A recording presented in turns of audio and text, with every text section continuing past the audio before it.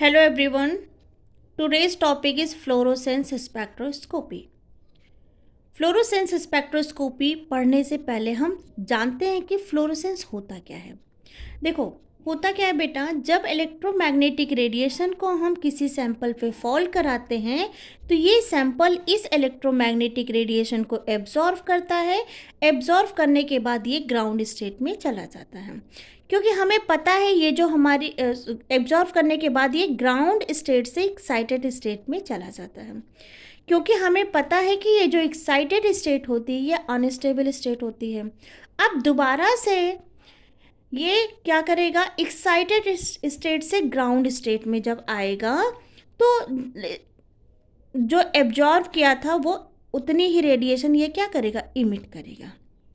ठीक है, तो ये जो इलेक्ट्रोमैग्नेटिक रेडिएशन है, ये जो इमिशन रेडिएशन है, ये आपकी विजिबल भी हो सकती है और इनविजिबल भी हो सकती है।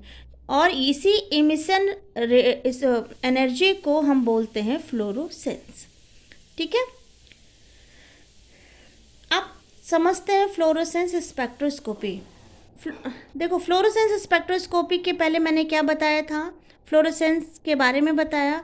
इसका प्रिंसिपल क्या है, पहले सैंपल क्या करता है, इलेक्ट्रोमैग्नेटिक रेडिएशन को एब्जॉर्व करता है, वो ग्राउंड से एक्साइटेड स्टेट में जाता है और जब एक्साइटेड स्टेट से ग्राउंड स्टेट में आता है तो उतनी ही रेडिएशन को वो इमिट करता है।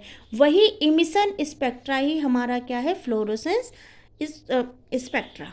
ठीक है, और ये विजिबल भी हो सकता है और इनविजिबल भी हो सकता है। अब जानते हैं फ्लोरोसेंस स्पेक्ट्रोस्कोपी। इसमें क्या करते हैं, हम एक इंस्ट्रूमेंट लेते हैं, इंस्ट्रूमेंटेशन इसका करते हैं। उसमें क्या करते हैं कि हम एक पहले लाइट सोर्स लेते हैं। ये लाइट सोर्स हमारी क्या होती है, जेनॉन की होती है, जो 250 से 800 नैनोमीटर की रेंज में होती है। इस लाइट सोर्स के सामने हम एक मोनोक्रोमेटिक फ़िल्टर लगा देते हैं। इस मोनोक्रोमेटिक फ़िल्टर का काम क्या होता है, जब ये लाइट इस मोनोक्रोमेटिक फ़िल्टर पे पड़ती है तो ये मोनोक्रोमेटिक फ़िल्टर सिर्फ कुछ पार्टिकुलर वेवलेंथ वाली ही लाइट को इस सैंपल के पास होने देता है जो रिक्वायर्ड होती है। बाकी को ये क्या कर देता है, वापस कर देता है। इस सैंपल के बाहर हम क्यूवेट लगा देते हैं। इसका क्या काम होता है, देखो, जब सैंपल इस मोनोक्रोमेटिक फ़िल्टर से आ रही लाइट को एब्जॉर्व करता है, रेडिएशन को एब्जॉर्व करता है, तो ये एक्साइटेड स्टेट में चला जाता है। मतलब ये जब इसको एब्जॉर्व करेगा तो जितनी रेडिएशन आ रही है सबको तो वो एब्जॉर्व नहीं करता, कुछ को एब्जॉर्व करता है और कुछ को इमिट करता है। तो जो इमिट करता है वो सीधे निकल जाती है। ठीक है, अब सैंपल ने लाइट को एब्जॉर्व किया, एब्जॉर्व करने के बाद वो ग्राउंड स्टेट से एक्साइटेड स्टेट में जाएगा और जब वो एक्साइटेड स्टेट से ग्राउंड स्टेट में वापस आएगा तो कुछ लाइट को इमिट करेगा। अब जो सैंपल लाइट को इमिट करता है वो नीचे आती है। ठीक है, और जैसे ही ये लाइट सैंपल से लाइट इमिशन लाइट आएगी, यहाँ पे हम क्या लगा देते हैं, मोनोक्रोमेटिक फ़िल्टर 2। ठीक है, या इसको हम बोल सकते हैं इमिशन मोनोक्रोमेटर। जो इमिशन लाइट आ रही है उसको ये क्या कर देता है, फ़िल्टर कर देता है और यहाँ पे हम क्या लगा देते हैं, डिटेक्टर। क्लियर यहाँ तक। यहाँ पे ये जो हमने यू शेप का ये लगा रखा है, इसका क्या काम होता है, इसका काम ये होता है कि ये जब सैंपल इस मोनोक्रोमेटिक लाइट को एब्जॉर्व करता है तो जो जितनी लाइट एब्जॉर्व करा वो तो सैंपल में चली गई और जो रिमेनिंग लाइट होती उनको ये निकाल देता है।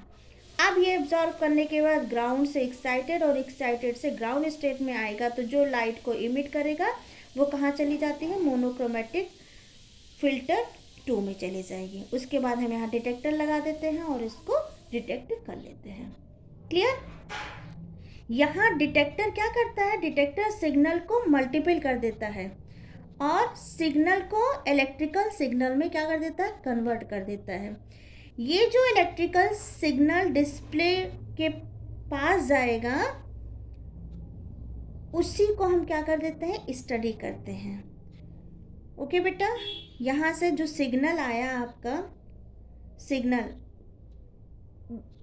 यहाँ पे ये जो डिटेक्टर था उसका क्या काम था, ये सिग्नल को क्या कर देता है, मल्टीपल कर देता है और इस सिग्नल को इलेक्ट्रिकल सिग्नल में कन्वर्ट कर देता है और ये इलेक्ट्रिकल सिग्नल डिस्प्ले के पास जाएगा और इसी की हम स्टडी कर लेते हैं। ठीक है बच्चा। अब ये जो इंस्ट्रूमेंट होता है ये हमें दो टाइप की एनालिसिस देता है, एक होता है क्वालिटेटिव और एक होता है क्वांटिटेटिव। ठीक है, इस इंस्ट्रूमेंट से हम दो तरह की स्टडी करते हैं, क्वालिटेटिव एनालिसिस और क्वांटिटेटिव एनालिसिस। अगर हम क्वांटिटेटिव एनालिसिस की बात करें तो कौन कौन से सब्सटेंस सैंपल के अंदर प्रेजेंट हैं। जैसे यहाँ पे देखो, सैंपल ने लाइट को एब्जॉर्व किया था और जो रिमेनिंग लाइट थी उसको क्या कर दिया था, इमिट कर दिया था। यहाँ ABC अलग अलग सब्सटेंस प्रेजेंट हैं। ठीक, तो इससे हम क्या कर सकते हैं, इससे हम पता कर सकते हैं कि कितनी क्वांटिटी में A सब्सटेंस प्रेजेंट है, कितनी क्वांटिटी में B सब्सटेंस प्रेजेंट है और कितनी क्वांटिटी में C सब्सटेंस प्रेजेंट है। अगर हम इसके क्वालिटेटिव एनालिसिस की बात करें तो हम इससे हमें ये पता चलता है कि यहाँ पे ये जो A है वो किस कंसंट्रेशन में है, B किस कंसंट्रेशन में है और C किस कंसंट्रेशन में है। मतलब A कहाँ कहाँ और कितनी कितनी जगह प्रेजेंट है। तो इस पूरे इंस्ट्रूमेंट से हम क्या पता कर सकते हैं, किसी भी सैंपल का क्वांटिटेटिव एनालिसिस और क्वालिटेटिव एनालिसिस की स्टडी हम कर सकते हैं। तो ये था हमारा फ्लोरोसेंस स्पेक्ट्रोस्कोपी। मतलब हम बोल सकते हैं कि फ्लोरोसेंस एक ऐसा फिनोमिना है जहाँ पर हम इमिट लाइट की स्टडी करते हैं, इमिशन की स्टडी करते हैं। ओके बेटा, अब आता है एप्लीकेशन। एप्लीकेशन देखो, fluorescence spectroscopy is used in biochemical, medical and chemical research field. हमें पता है कि जो ऑर्गेनिक कंपाउंड होते हैं वो बहुत ही ज़्यादा कॉम्प्लेक्स होते हैं, मतलब कौन सी चीज़ कहाँ प्रेजेंट है ये हमें नहीं पता होता, लेकिन फ्लोरोसेंस से हम पता कर सकते हैं और हम उस जगह तक पहुंच सकते हैं जिसकी हमें डिज़ायर्ड है। हम पता कर सकते हैं कि कौन सी चीज़ कहाँ पे प्रेजेंट है। ठीक, to detect environmental pollutants. Environmental pollutants की बात करें तो जैसे पॉलीसाइक्लिक हाइड्रोकार्बन हो गया, मतलब इस स्पेक्ट्रोस्कोपी से हम पता कर सकते हैं कि इन्वायरमेंट में जो पॉल्यूटेंट हैं वो कितने परसेंटेज में प्रेजेंट है और कहाँ पे कौन सा पॉल्यूटेंट ज़्यादा प्रेजेंट है, किस कंसंट्रेशन में प्रेजेंट है। ठीक है, blood and other substance are some time detected by reagent.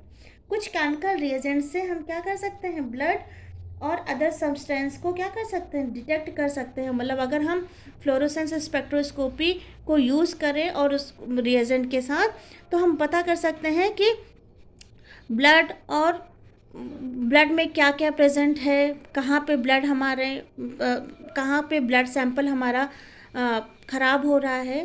तो उन सब की स्टडी हम किस में कर सकते हैं, मतलब एग्जैक्ट लोकेशन, कौन सा सेल ख़राब हो रहा है हमारी बॉडी का, या हमारे कौन से ब्लड सेल्स डिस्ट्रॉय हो रहे हैं, कौन से ब्लड सेल्स किस क्वांटिटी में, किस कंसंट्रेशन में कहाँ प्रेजेंट है, हम इस स्पेक्ट्रोस्कोपी से क्या कर सकते हैं, डिटेक्ट कर सकते हैं।